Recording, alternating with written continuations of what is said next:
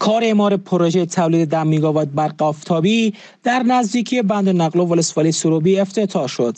هیواد د پرمختګ لپاره د اسلامي امارت رهبری متحده ده.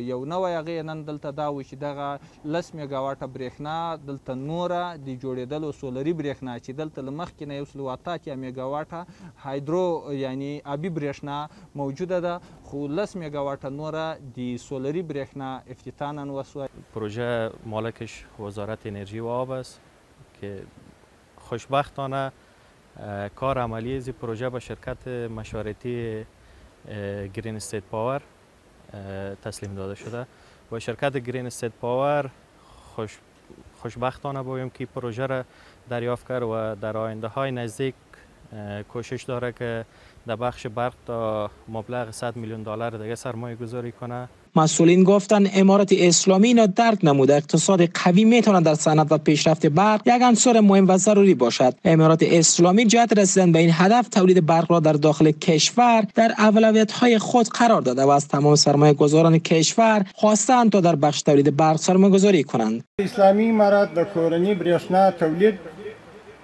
په خپلو لومړیتوبونو کې شامل کړي او پر اکثرو پانګوالو یې له اولې ورځې دا ټینګار کړي چې هڅه وکړي افغانستان د خپلې برېښنا څښتن او د نورو له اتکا څخه یې خلاص کړي.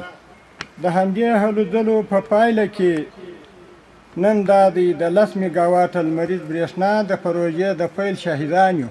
مولا عبدالغنی برادر معاون اقتصادی ریاست الوزراء یک بار دیگر در خطاب به سرمایه‌گذاران داخلی و خارجی گفت که در بازسازی افغانستان سهیم شوند و در اینجا از فرصت‌ها به وجود آمده استفاده نمایند.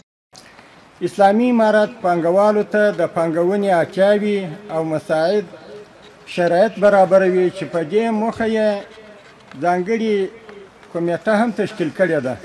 ځکه خو پر ټولو کورنیو او بهرنیو پانګوالو غږ کوم چې د افغانستان په بیا رغونه کې سهم واخلي او دلته له شته اقتصادي فرصتونو څخه استفاده وکړي. گفتنی است که پروژه تولید 10 میگاوات برق آفتابی به حمایت امارت اسلامی از سوی سکتور خصوصی در ظرف یک سال با سرمایه‌گذاری حدود 700 میلیون افغانی تکمیل می شود.